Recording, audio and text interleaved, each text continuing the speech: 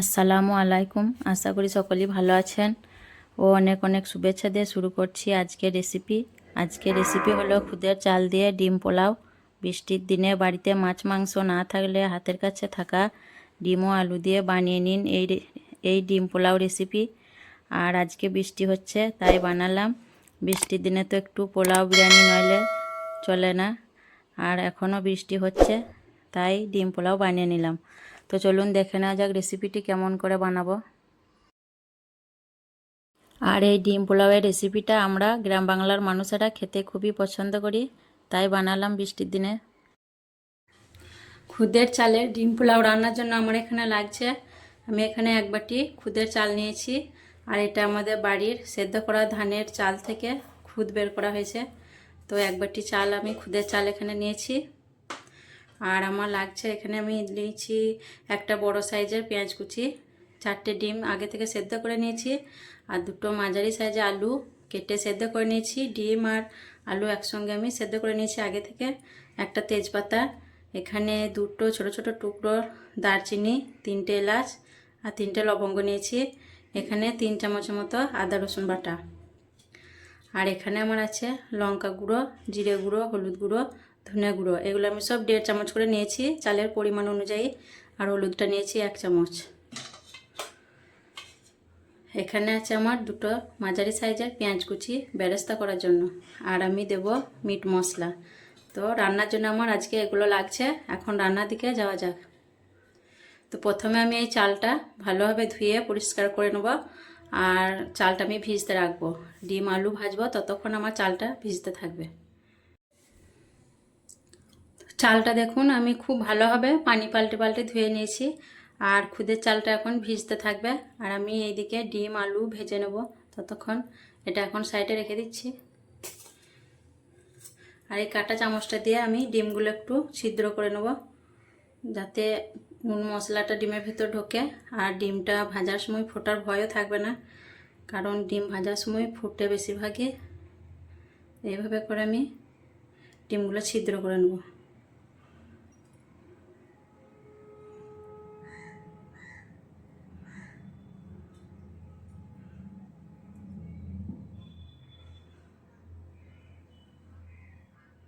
তো ডিমগুলো আমার ছিদ্র করা হয়ে গেল। এখন আমি গ্যাসের চুলাটা জ্বালিয়ে দেবো। তো গ্যাসটা জ্বালিয়ে আমি কড়া চাপিয়ে দিয়েছি। এখন সরষের তেল দিয়ে দিচ্ছি।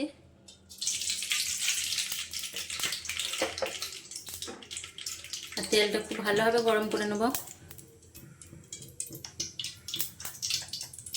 তেলের মধ্যে আমি 1 চামচ নুন দিয়ে দিচ্ছি, যাতে তেলটা ছিটকে না আসে। খুন্তি দিয়ে একটু নাড়াচাড়া করে নেব তেলটা।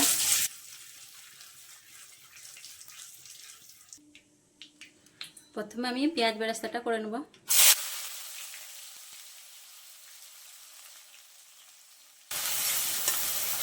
চুলোর আঁচটা আমি হাই হিটে রেখেছি, তাহলে তাড়াতাড়ি পেঁয়াজটা ব্রাউন কালার হয়ে যাবে।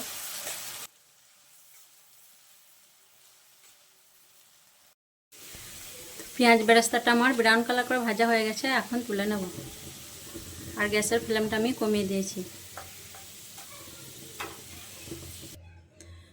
ঠিক এইভাবে আমি পেঁয়াজ বেরেস্তাটা করেছি ব্রাউন কালার করে। এখন এটা সাইডে রেখে দেব। আর এই তেলে আমি প্রথমে ডিমগুলো ভেজে নেব।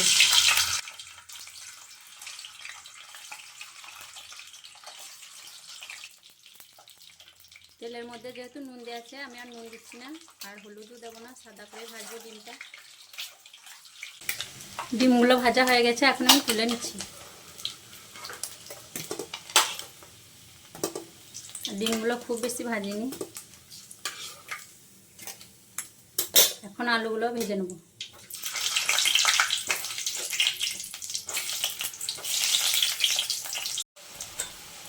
আলুটা আমার ভাজা হয়ে গেছে, এখন তুলে নিচ্ছি।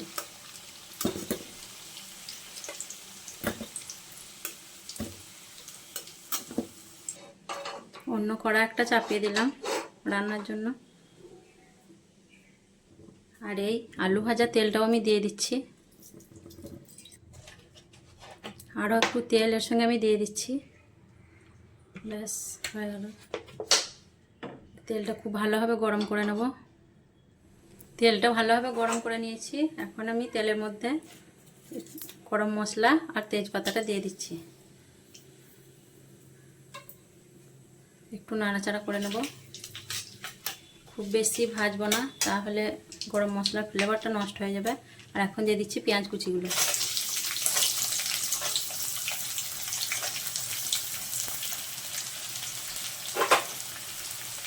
পেঁয়াজটা খুব ভালোভাবে ভাজা ভাজা করে নেব।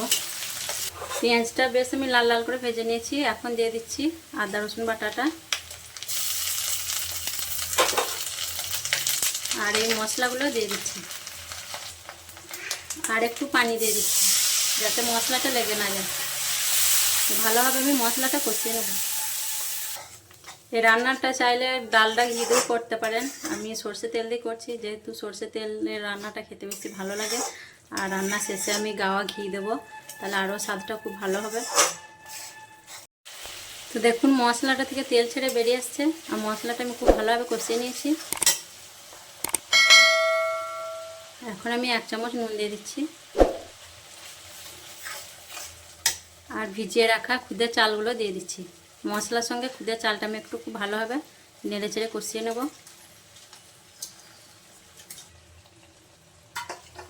এই চালটা এখন খুব ভালোভাবে আমি গ্যাসের আঁচটা কমিয়ে মশলার সঙ্গে কষাতে থাকবো।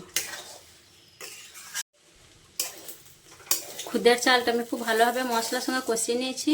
এখন আমি পানি দিয়ে দেবো। আর এই বাটিটায় আমি 1 বাটি চাল নিয়েছিলাম, তার জন্য এই বাটিটা আমি 2 বাটি পানি দেবো।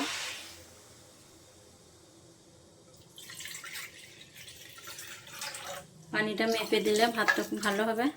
আর আমি আলু দিয়েছি, তার জন্য আর 1/2 বাটি দিয়ে দিচ্ছি।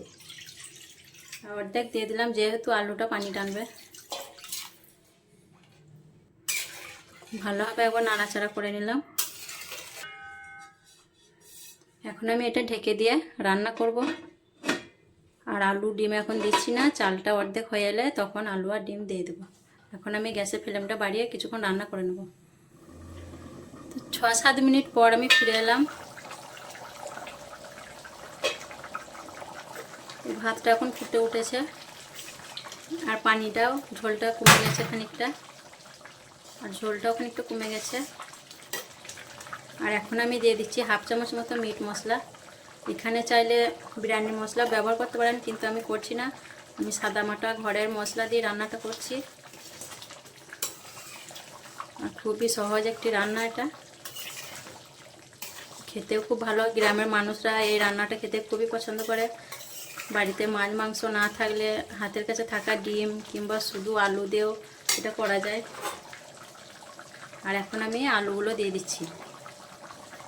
ডিমগুলো আর একটু পরে দেবো, ভাতটা কিছুটা হয়ে আসলে তারপরে আমি ডিমটা দেবো, নাহলে ডিমগুলো ভেঙে যাবে। আলু চাল মিশিয়ে দিচ্ছি নেড়ে চেড়ে। আলুটা এখন দিয়ে দিলাম, যেহেতু আলুটা ভিতরে একটু কাঁচা থাকলে সে ভালোভাবে সেদ্ধ হয়ে যাবে। আবারও আমি ঢেকে দিয়ে এটা কিছুক্ষণ রান্না করে নেব। আর গ্যাসের ফ্লেমটা এখন কমিয়ে দিচ্ছি। আবারও আমি 2-3 মিনিট পর ফিরে এলাম। আর এখন দেখুন পানিটা অনেকটাই টেনে গেছে। আর এখন আমি ডিমগুলো দিয়ে দেবো, যাতে ডিমের ভেতরে নুন মশলাটা ঢুকে।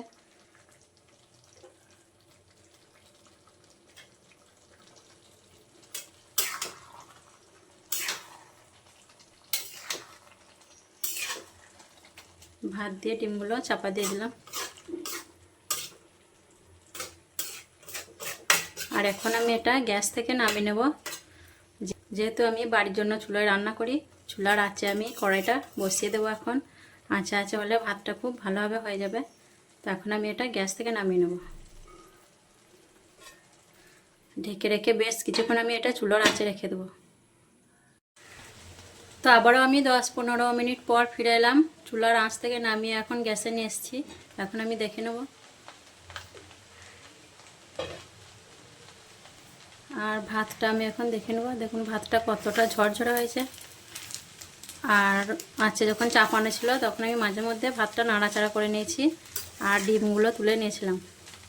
তো ভাতটা আমার খুব সুন্দর ঝরঝরে হয়েছে, আর নুন ঝাল সব কিছু ঠিকই আছে। এখন আমি গাওয়া ঘি আর পেঁয়াজ বেরেস্তাটা দিয়ে দেবো।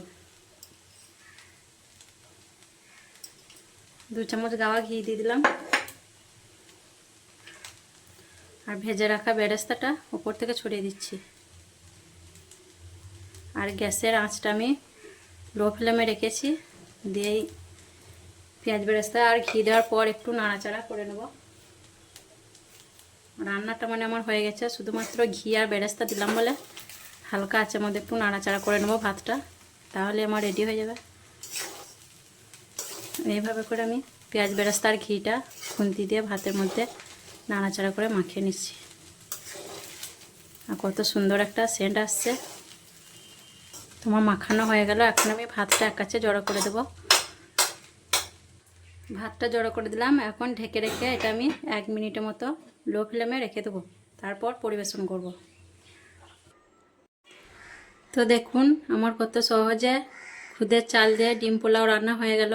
আর এটি খেতে খুবই মজার। আর গ্রাম বাংলার মানুষরা এরকম খাবার খেতে খুবই পছন্দ করেন।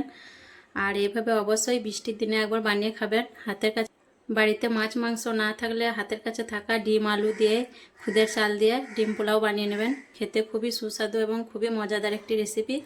তো আমার এই রেসিপিটি ভালো লাগলে অবশ্যই কমেন্টে জানাবেন। আর আমার ভিডিওগুলো যদি ভালো লাগে অবশ্যই লাইক কমেন্ট করবেন। আর আমার চ্যানেলটিকে সাবস্ক্রাইব করে আমার পাশে থাকবেন। সকলে ভালো থাকবেন, সুস্থ থাকবেন। আল্লাহ হাফিজ।